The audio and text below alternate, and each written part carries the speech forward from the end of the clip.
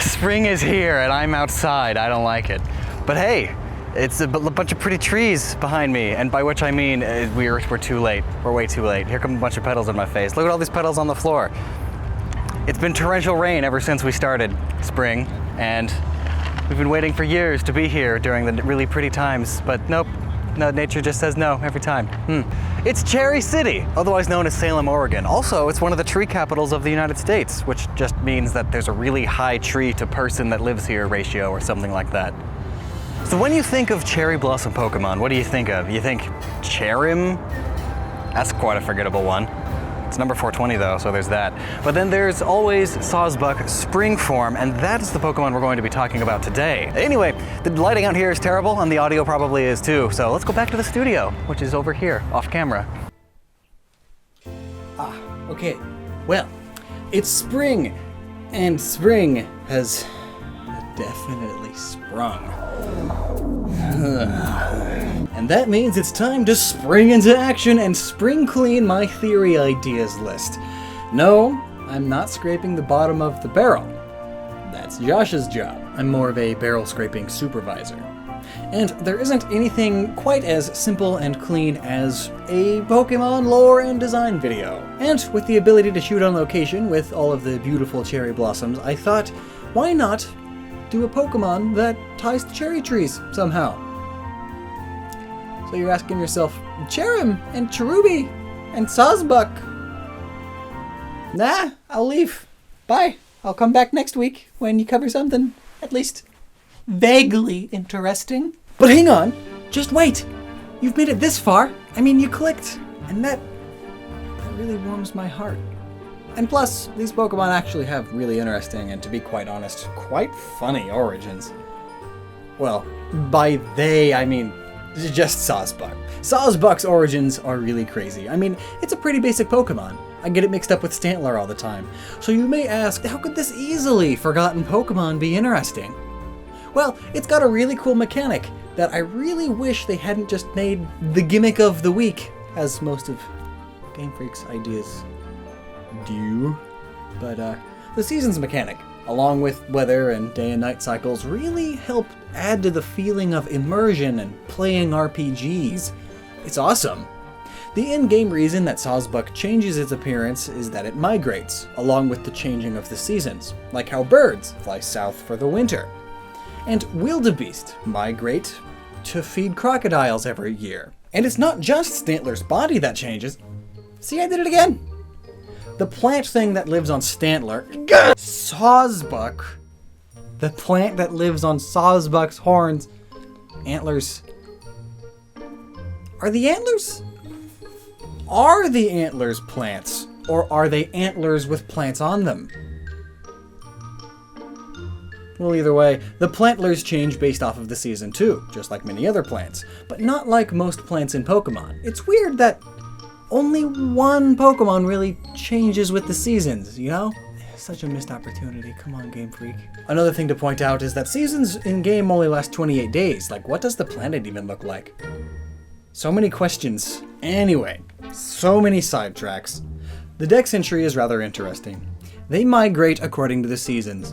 People can tell the season by looking at Sawsbuck's horns. Ah, yes! Because they can't just look around them to figure that out. No. Now anyway, again, this is where I come to the first thing that is really odd, yet interesting.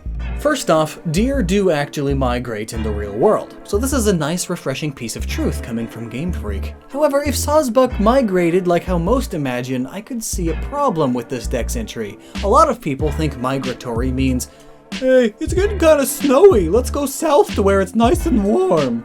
And you'd be right, that's really common. But if this were the case, then the plant on its horns would never need to die off, or really even be a deciduous tree at all. Oh, and for those of you who don't know, deciduous trees are the types of trees that die off in winter and bloom in spring. Though they don't really die, rather they just hibernate and slowly grow off of stored sugars, and then spring ushers the last bit of sugars to burst forth and regrow all of the leaves. Anyway, again, tangents. The key here is that the Pokedex entry does not say where to or how they migrate. So we can assume it's similar to real deer. What's with the voice cracks? Deer don't migrate like other animals, and even then, not all deer migrate, and those that do really only migrate once a year, normally only coming down off of their safe mountains to the warmer valleys, all to avoid being buried in the snow and being unable to find food. This basically means that they only really move down in elevation a little bit, but they still live in the snowy areas or frost-bitten landscapes during the winter. There still is snow, but not as much snow. Like, the surroundings aren't just snow. Which is why Sawsbuck's plantlers need to hibernate, because Sawsbuck is too lazy to move further south. Or perhaps it's unable to. Possibly it has a dietary restriction. Everyone has dietary restrictions nowadays. Now, while the reasons for its season changes make pretty good sense, why even make a deer have a tree for antlers anyway? I mean, why would that make sense? Well, really, it does in fact make complete sense. I mean, in a way, antlers are very similar to trees, first of all, looking like long branching sticks that are rigid and brown. I'm sure there are plenty of myths of people seeing something they thought to be a deer, but it was really just a scraggly bush. However, I think the real question here is, why a cherry tree? Well, there are a few possibilities as to why a cherry tree. One, it really, and I mean really, signifies spring, especially in Japan, and in my part of Oregon. Why they decided to plant a ton of cherry trees here, I don't know. I'll probably look that up in a few seconds. Oh wow, it was just some dude that really liked cherries, so he brought a bunch of them with him on the Oregon Trail, and that's the story. As for Sawsbuck, the cherry tree is super important to Japanese culture and the symbolism of new beginnings. It's perfect to represent the cycle of the seasons. But even that may not be the sole reasoning for this Pokemon's existence, as there is a story, a tale, a fable, perhaps, about a man hunting a deer, and he ran out of ammo. A very common thing when you have to carry around all your shot and you miss all the time because ancient guns are chaotic. But the man sees a deer just up ahead, and not wanting it to escape, he loads his rifle with cherry seeds, as they are very similar in shape to the shot he normally used. He fires and lands the strike on the deer. However, the seeds fail to kill the deer because they are seeds, not bullets. So it runs away. Then, years later, he claimed to have seen a deer with a cherry tree growing from its head. The seeds then were embedded in its skin. This is the tale of a man named Baron Munchausen, a famous baron based off of the real-life Baron Hieronymus Karl Friedrich. I'm probably mispronouncing it. Is this guy. Check out that name. This guy. And if this tale is true or not is a matter of debate, as there were many grand hunting tales told back then.